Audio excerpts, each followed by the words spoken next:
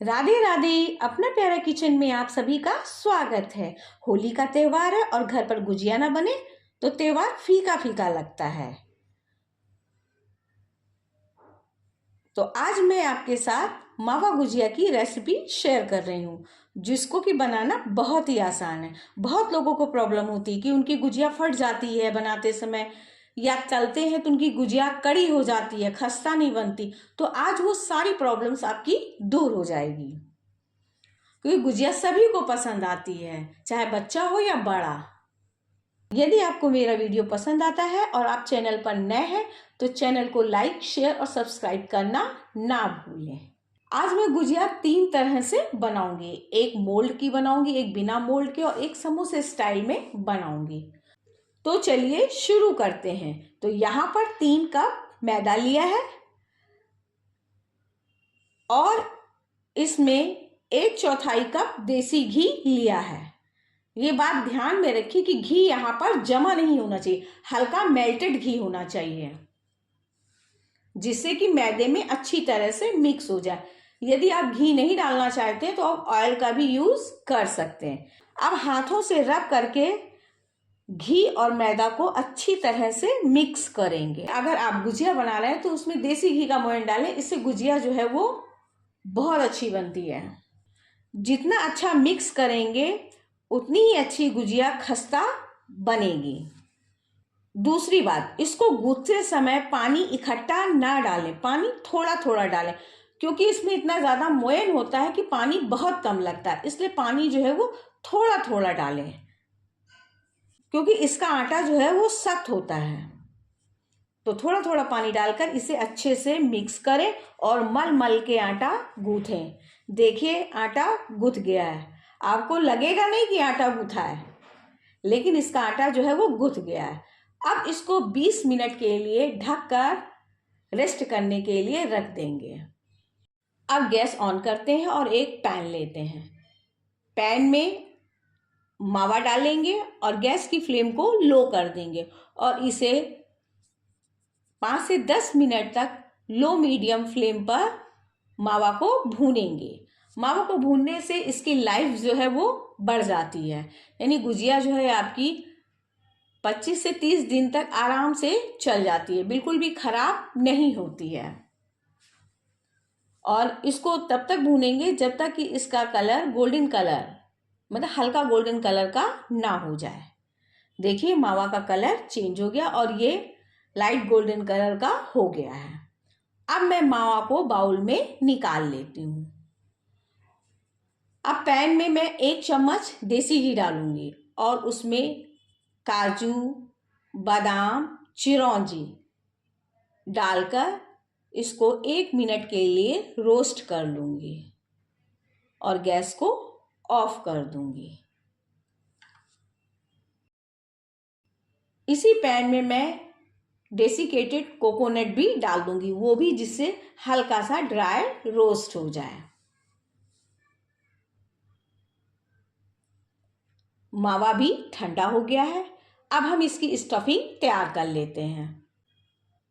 मैं इसमें desiccated coconut डालूंगी, चिरौंजी डालूंगी और जो काजू और बादाम है जिनको कि मैंने भूना था उसको मैं चॉप्ड कर लूंगी और उन्हें डालूंगी और आधा चम्मच इलायची पाउडर डालकर इस मिक्सर को अच्छे से मिक्स कर लूंगी। शुगर पाउडर डालूंगी, मिक्सर को अच्छे से मिक्स कर लूंगी। देखिए स्टफिंग तैयार। अब एक बाउल लेंगे, उसमें 1 चम्मच मैदा डालेंगे और थोड़ा सा पानी डालकर एक पतला सा घोल तैयार कर लेंगे।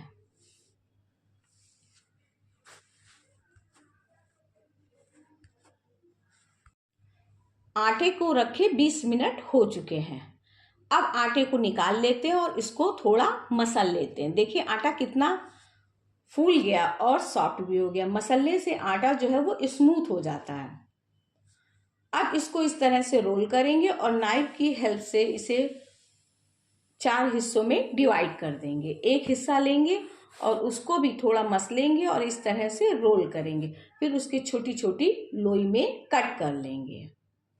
अब एक लोई लेंगे और इसको पूरी की तरह घुमा घुमा कर बेलेंगे, जिससे कि हर तरफ बराबर हो।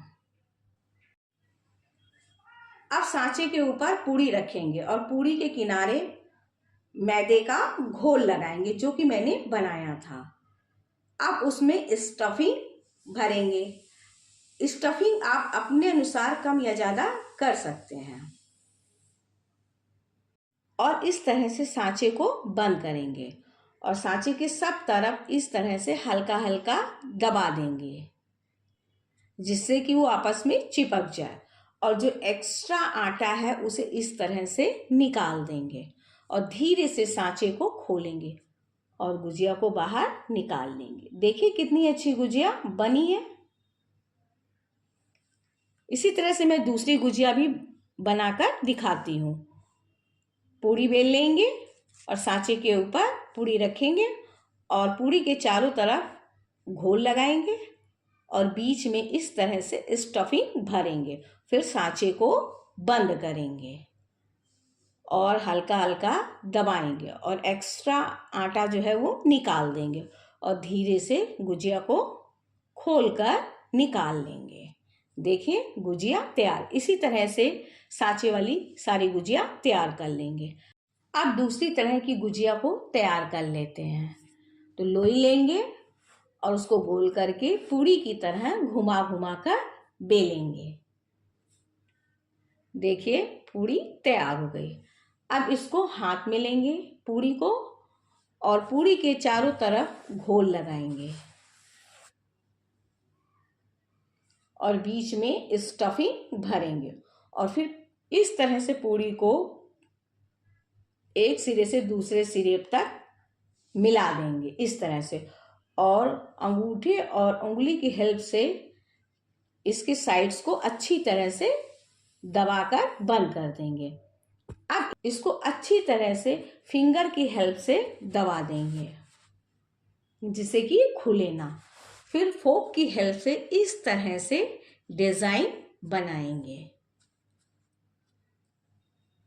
देखिए डिजाइन बन गई और गुजिया भी तैयार। देखिए कितनी अच्छी लग रही है गुजिया। अब मैं समोसे वाली गुजिया बना लेती हूँ। तो लोई लूंगी और उसको गोल करके उसकी पूरी बनाऊंगी। देखिए पूरी तैयार हो गई है। अब पूरी को दो हिस्सों में डिवाइड कर देंगे। एक हिस्सा लेंगे हाथ पर और उसके कॉर्नर पर पानी लगाएंगे। फिर उसको इस तरह से फोल्ड करेंगे जैसे कि हम लोग कीप बनाते हैं और फिर इस तरह से दबा देंगे। देखिए कीप तैयार हो गई। अब बीच में मैं इसके स्टफिंग भरूंगी। इस तरह से दोनों साइड्स आपस में चिपका देंगे। देखिए साइड्स अच्छी तरह से चिपक गई है। अब इस तरह से अंदर से बाहर की ओर प्लेट बनाते हुए इसको चिपका देंगे। देखिए समोसे वाली गुजिया तैयार।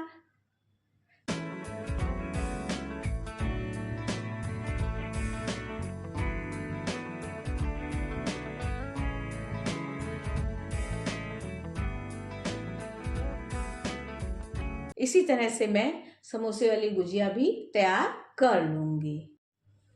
अब गुजिया को फ्राई कर लेते। तो फ्राई करने से पहले एक बात आपको ये बता दें कि गुजिया फ्राई करते समय गुजिया का ऑयल गर्म होना चाहिए